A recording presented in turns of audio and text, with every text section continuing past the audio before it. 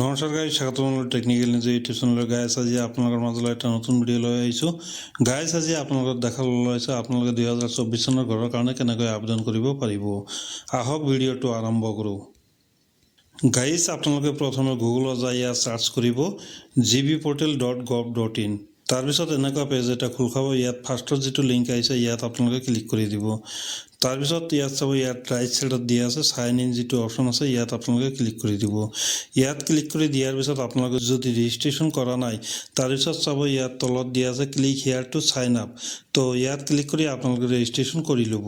তাৰপিছত আপোনালোকে scroll down কৰি তলফালে আহিব। তলফালে অহাৰ পিছত ইয়াত ফাৰ্ষ্টত আপোনালোকৰ নামটো লিখি দিব। তাৰপিছত আপোনালোকৰ জেণ্ডাৰটো লিখি দিব।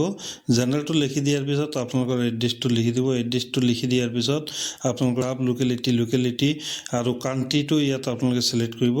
তাৰপিছত ইয়াত ষ্টেটটো আপোনালোকে আসাম ছিলেক্ট কৰি দিব।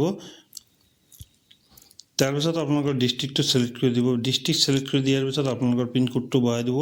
পিনক'ডটো বহাই দিয়াৰ পিছত আপোনালোকৰ মোবাইল নম্বৰটো টাইপ কৰি দিব। মোবাইল নম্বৰটো টাইপ কৰি দিয়াৰ পিছত আপোনালোকৰ ইমেইল আইডিটো টাইপ কৰি আপোনালোকে ইয়াত লিখিব আৰ ইউ এক্স ছাৰ্ভিচমেন। আপোনালোকে যদি এক্স ছাৰ্ভিচমেন হয় তেতিয়াহ'লে ইয়েছ দিব, আৰু যদি এক্স ছাৰ্ভিচমেন নহয় তেতিয়াহ'লে আপোনালোকে ন' দিব।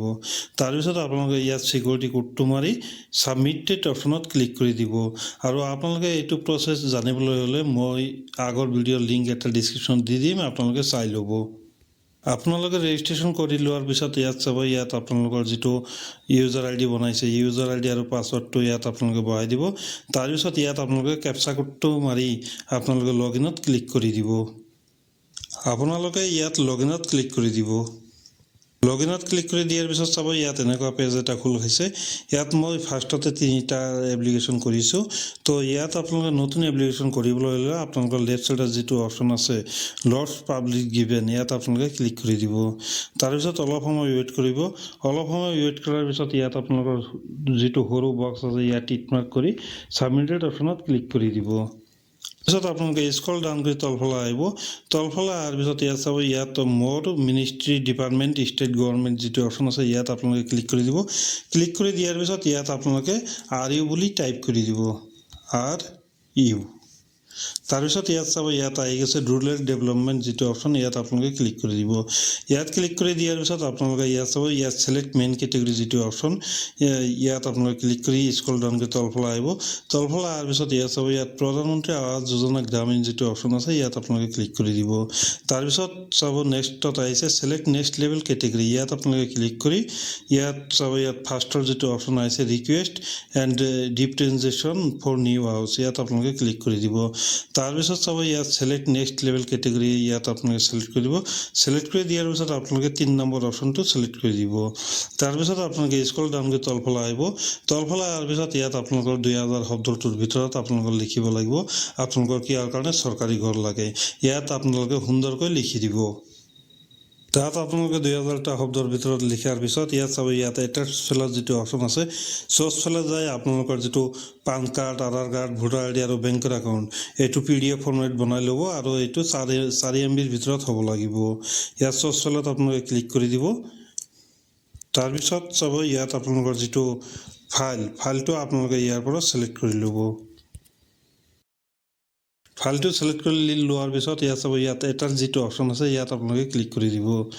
এটাচত ক্লিক কৰি দিয়াৰ পিছত আপোনালোকে নেক্সট যিটো অপশ্যন আছে নেক্সটত আপোনালোকে ক্লিক কৰি দিব। নেক্সটত ক্লিক কৰি দিয়াৰ পিছত ইয়াত চাব, ইয়াত আপোনালোকে স্ক্ৰল ডাউন কৰি তলফালে আহিব।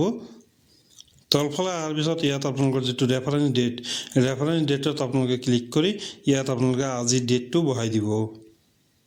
তাৰপিছত আপোনালোকে ইয়াত ছিকিউৰিটি কোডটো বহাই দিব। আপোনালোকে ছিকিউৰিটি কোডটো বহাই দিয়াৰ পিছত ছাবমিটেড যিটো অপশ্যন আছে ইয়াত আপোনালোকে ক্লিক কৰি দিব। অলপ সময় আপোনালোকৰ ৱেইট কৰি দিব লাগিব, ইয়াত লোডিং হৈ আছে।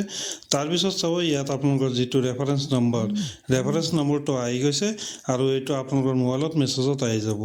তাৰপিছত আপোনালোকে ইয়াত এইটো ৰেফাৰেঞ্চ নম্বৰটো কপি কৰি ল'ব।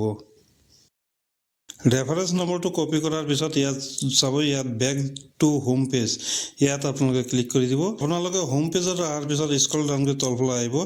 তলফালে অহাৰ পিছত ইয়াত চাব, ভিউ ষ্টেটাছ যিটো অপশ্যন আছে ইয়াত আপোনালোকে ক্লিক কৰি দিব। ক্লিক কৰি দিয়াৰ পিছত ইয়াত চাব, ইয়াত আপোনালোকৰ যি ৰেজিষ্ট্ৰেশ্যন নম্বৰটো বহাই দিব। তাৰপিছত আপোনালোকৰ ইমেইল নাইবা মোবাইল নম্বৰ যিটো দিছিলে সেইটো বহাই দিব, আৰু কেপচা কোডটো আপোনালোকে বহাই দিব।